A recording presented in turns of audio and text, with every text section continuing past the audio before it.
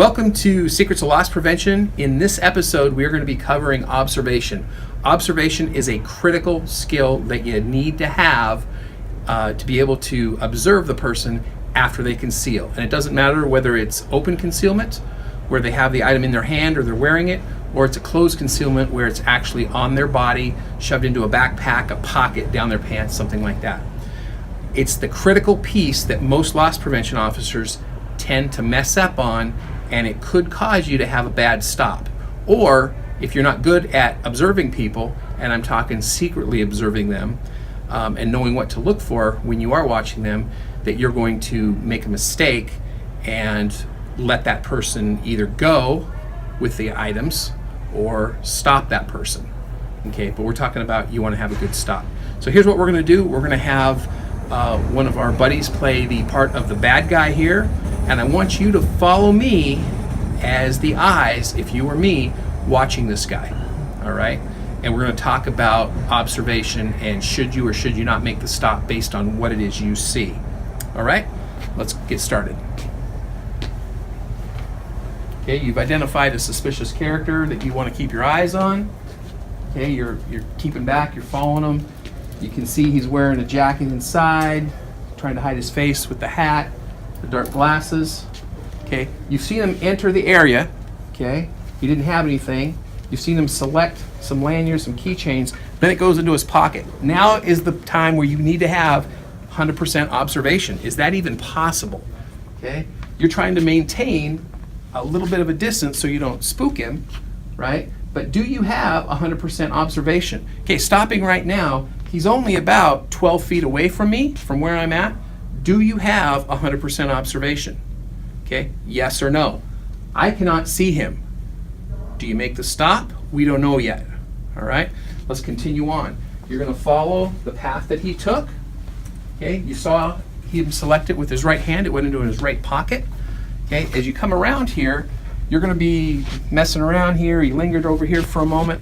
As you come around here, now you're going to see that he's maybe 15 feet down the way. All right? Does he have the items still or does he not? All right, let's continue on. Keep in mind, you're going to be scanning the area to see if he's maybe ditched those items. All right, again, you're still following him.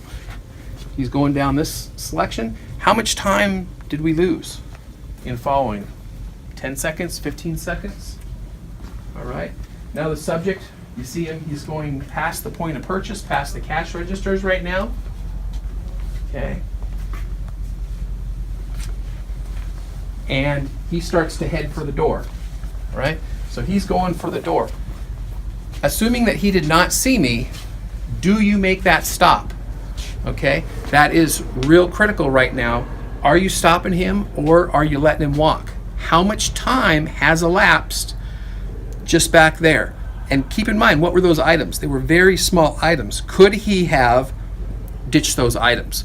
Would you make that stop knowing that he's been out of your sight for maybe 10 seconds or so? That's a lot of time for someone to ditch those items if they're not there. What do you do? Okay, we'll come back and talk about that in a moment. We're going to cut to another segment and show you something else, and then we'll talk about that. Okay, go ahead and cut. Okay, welcome back to the observation series of Secrets of Loss Prevention. This is going to be the same scenario, only it's going to be a little bit different.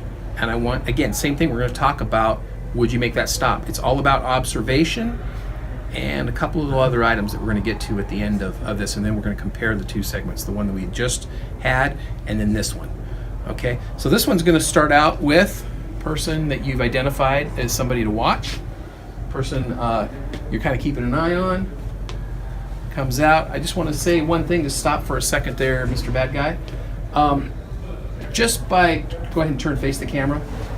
A lot of people will carry sunglasses on them to hide their eyes when it's really not sunny out, and they'll wear them indoors. Something to look for. I know it sounds kind of silly, but people do it. I've seen it. Not everyone does it. It's kind of a big red flag or a big light to me that you better watch this guy. Also, he has a cap on and he has a backpack. Backpacks are okay as long as they remain on their back. Okay, a lot of people carry it over the shoulder, which is okay, but if you see that backpack start to swing to the front or anybody is behind you and they're opening it, possibly stuffing stuff, something you want to keep in mind. So I want you to watch as he goes about his shoplifting business here. And again, this is about observation. Okay, so you're keeping in mind you have identified the backpack. Something that I see is the zipper is actually open on the backpack and it's kind of flat. All right.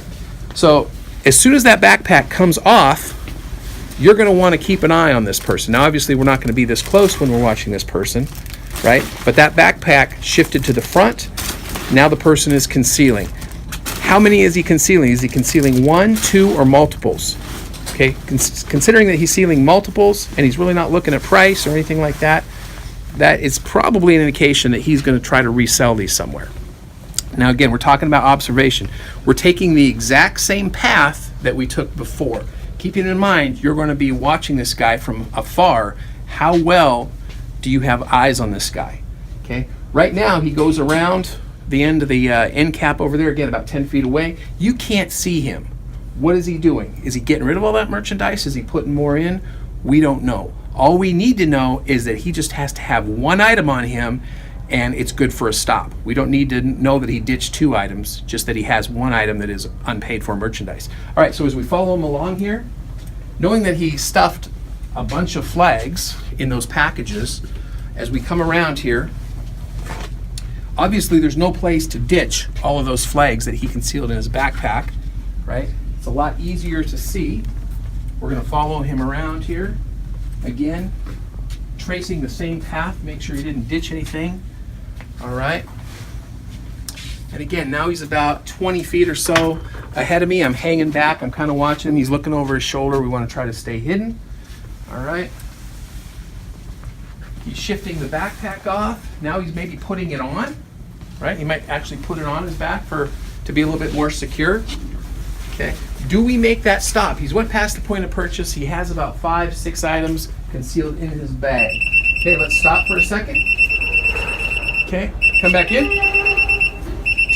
Out of the EAS system. Okay, the EAS system went off. We cannot make stops based on that EAS system alone. I hope you guys know that. I'm sure all your experienced loss prevention officers do know that. Very important. It helps to confirm, right? Because those were tagged merchandise, right? But if it just goes if you just saw the beeping going on and you didn't see him enter the store, you didn't see the selection of the concealment, and you didn't have as close to 100% observation, you couldn't make that stop just because something beeps at the door, all right? But the thing I want to get to right now is there were 2 scenarios. Same guy, same pattern of the store, all right? First items went into his pocket. It's very easy to ditch things out of the pocket when you got eyes on, when he's hidden from view for 3 seconds, 2 seconds, 10 seconds.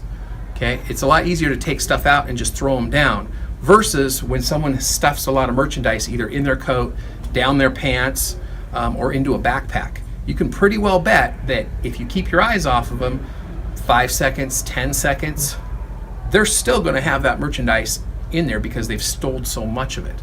All right, so something to consider. Do you make that stop? I definitely make the second stop, right? Because it was loaded up merchandise into his bag. We traced the area that he walked, and we didn't see any ditching, and he didn't have time to ditch it either. All right, with the keychains that he had, it's very easy for those small things to be ditched just as you go around the corner. You dump it only takes a half second, and now we're talking about length of time. If it's 1 second or 2 seconds, no big deal. But 10 seconds, I'd consider maybe not making that stop because you don't want it to be a bad stop. The other thing is you can do a little trick and follow the guy out the door and just kind of hang out in the front of the store outside and see if he then goes into his pocket and pulls out those keychains. Then you could go and make that stop as a confirmation. Okay, these are just some ideas to think about and what could go wrong if you don't have 100% observation and you miss that time window of just a few seconds. Okay, if you lose track of the guy in the store and the guy with the backpack is now he ditched you in the store, it's a bigger department store, and he ditched you, then you don't really make that stop, because if he's out of sight for 3 minutes, 4 minutes, 5 minutes, you don't know what he did. Okay, so you still want to watch him, but now you got to hope that he puts something back into the bag or steals something. All right, I'm Jay Boiselle for this episode of Secrets of Loss Prevention. If you like these videos, please share them and please subscribe below, and we'll see you on the next Secrets of Loss Prevention. Thanks for watching.